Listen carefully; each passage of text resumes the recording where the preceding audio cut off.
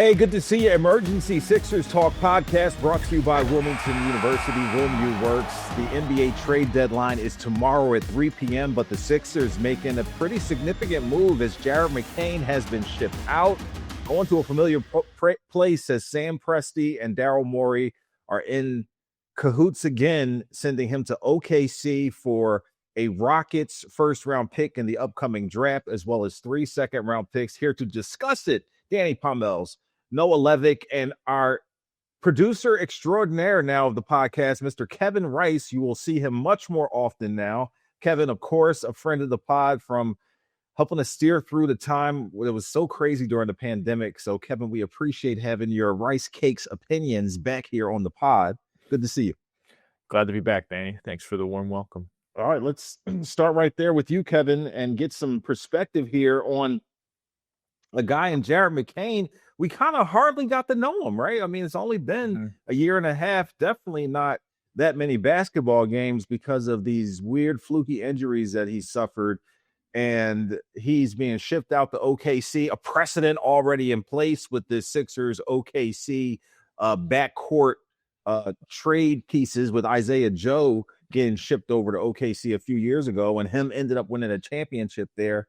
But I think Jared McCain will be remembered fondly here in Philly, if not for what he was able to do in a short time on the court, but really his personality off of it, which he just brought with him from his time at Duke. But what do you think about him being shipped out? Had to be a little bit of a surprise. Yeah, it's absolutely a surprise. Just leading up to the trade deadline, it seemed like it was a foregone conclusion that someone was going to get shipped out so they could duck the tax, whether it be Eric Gordon, Andre Drummond. Obviously, the Paul George situation helped them a lot financially, but kind of out of nowhere, they shipped Jared McCain out for draft capital, which seems like a little bit of a low selling point for him. Obviously, last year in the running for Rookie of the Year until he got hurt, 15 points a game, almost 40% three-point shooting. And obviously, everyone seemed to love him, fans and players. It seemed like he kind of had a cult following in Philly brewing. But now that VJ's here, his starting spot kind of went there. It's any spot for him kind of went away. VJ obviously starting and Grimes coming back kind of hindered his playing time. He had that thumb injury, a torn UCL that kind of affected his shot and kind of just made it a rocky road for him to get back. We saw him starting to get back in Charlotte and then against the Bucks, playing time increasing a little bit. Now Paul George being out might have increased his playing time, but yeah, he's now in Oklahoma City, which worked out very well for Isaiah Joe, as you mentioned, and all the best to him. He had his flaws, but he was a very, very fun player to watch and complemented this team very well, I think. Yeah, no, there are worse places he could land besides the best team in basketball and the defending champs. We'll see how he fits in there. It was interesting, you bring up some great points, Kevin, because the VJ Edgecombe impact cannot go understated here, because you would think that helped them navigate the Quentin Grimes situation and make a decision on whether or not to re-sign him to a long-term deal, which they did not, because maybe Edgecombe's effectiveness and him hitting the ground running as a rookie made them feel like Grimes was less important, so to speak. And then you have Jared McCain, who I'm sure saw less minutes in the backcourt because of not only his injury stuff, but because Edgecombe was so dependable on both ends of the floor. But there was still plenty of meat on the bone with Jared McCain. So can you speak to maybe the dichotomy of deciding to move on from him at this time, trying to get value for him, and the effect that Edgecombe had on what their decisions might have been? Yeah, look, I mean, I think it was a few weeks ago we said, like, it had become a weird situation, and we were starting to float him out there as a guy you wondered if this was viable long term in Philadelphia. I think for me, like the first 15, 20 games, it was obviously pure injury return related rust.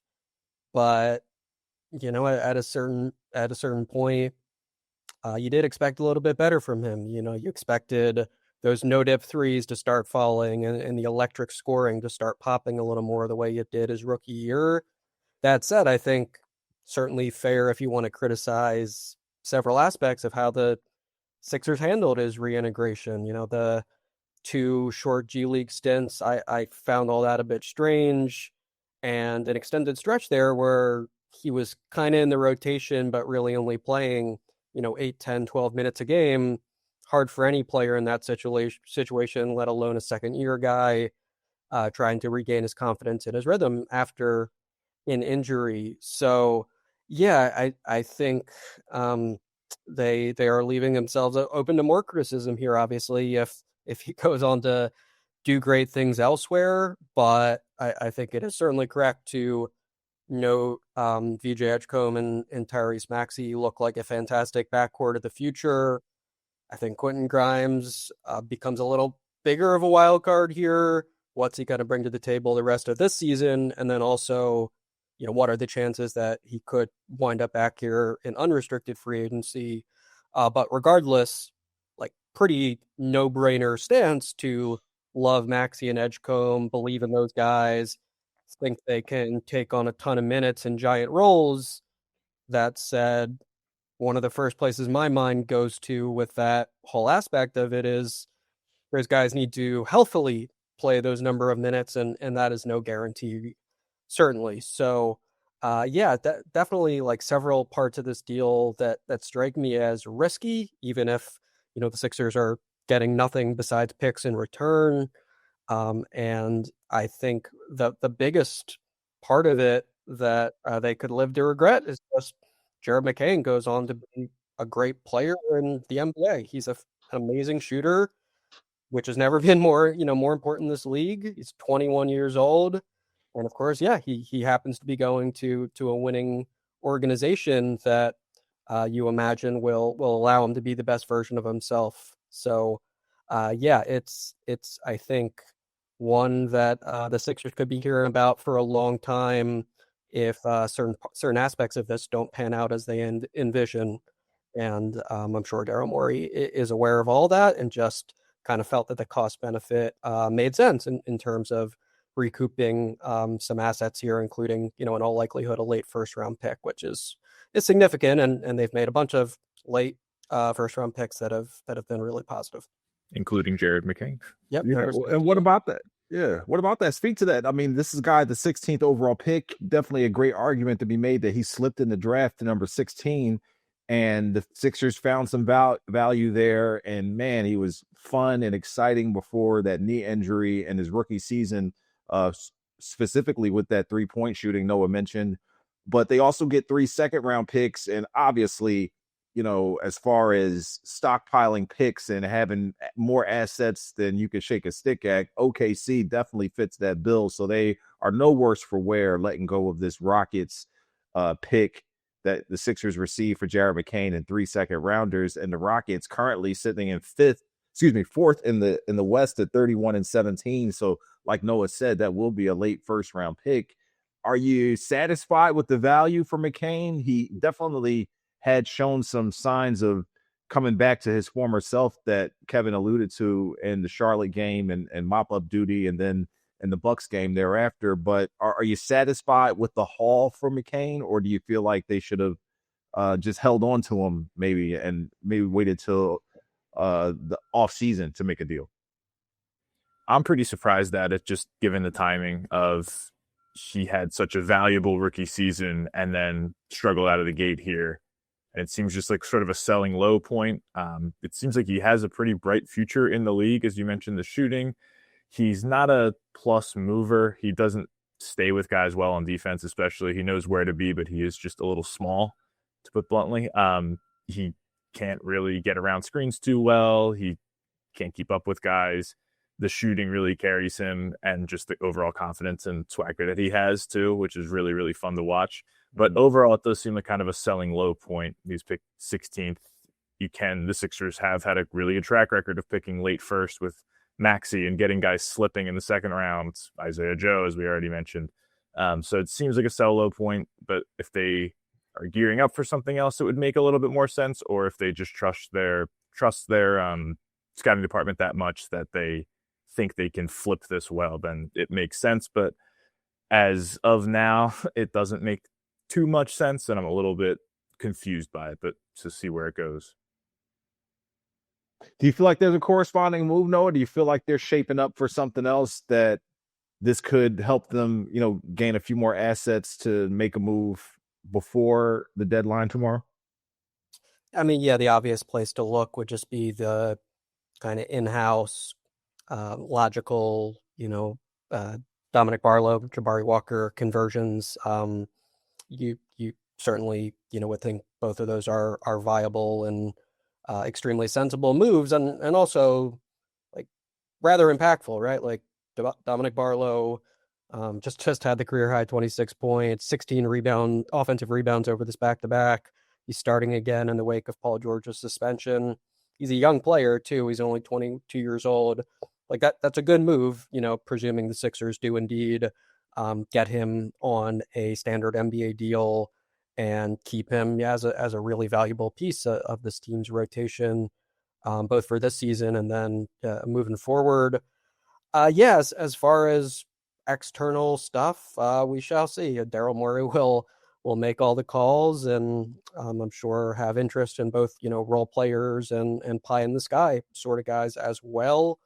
But yeah, speaking to the timing of it, it is, I think, a bit curious to me, given that you still do have these veterans on your roster that people wouldn't be surprised if they're dumped, right? Like an Eric Gordon, like an Andre Drummond. Jared McCain was very much not the first name that came to mind when thinking about sort of, okay, how do we maneuver things so that perhaps it's a little more doable to make a nice like role player external addition. Like it definitely I did think that perhaps he could get moved, but that context of it was certainly not what I envisioned. So yeah, we will judge it all once it's done. But certainly we've all got some questions for now. But yeah, that said, we've got 24 hours until the deadline. So we'll all kind of have our final assessments once the dust is settled there. Yeah, and we'll hope the Sixers continue their winning ways. Suddenly a 5-game win streak under their belt, and they're on this West Coast trip with, once again, a better away record than they do a home record. And you just got to kind of take that for what it is. I mean, right now they are sitting at 15-13 at home, 14-8 away, almost as many wins and definitely less losses. So let's hope that there are good things awaiting them as they look to take on the Lakers, the Suns, and the Portland Trailblazers on the rest of this road trip. We will bring you another podcast, a reaction podcast, after the trade deadline ends tomorrow. So look for that around 3:15 or so on Thursday. Well, we'll be recording it around then. I don't know when it'll shoot to the web, but all the same, Kevin Rice will be working on that steadily, and we will see him on the podcast tomorrow, as well as Noah Levick and, well, maybe Noah Levick. Noah will be writing, so we'll hope maybe Noah will be around, but maybe he won't. He'll be in the trenches for sure. Yeah, we'll see what happens here. A lot of dominoes left to fall, and tomorrow we can talk about the rest of these trades going on. James Harden back in the East Coast. Anthony Davis back in the East Coast, going to the Wizards to team up with Trae Young. So a lot going on in the NBA. Fun time to discuss things. Be sure to check out the Sixers Talk podcast, and every step of the way we will have all the details you need. For Noah and Kevin, I'm Danny Pommells. Thanks for listening and watching. We're brought to you by Wilmington University. WilMU Works. Breaking news is Jared McCain has been shipped to Oklahoma City.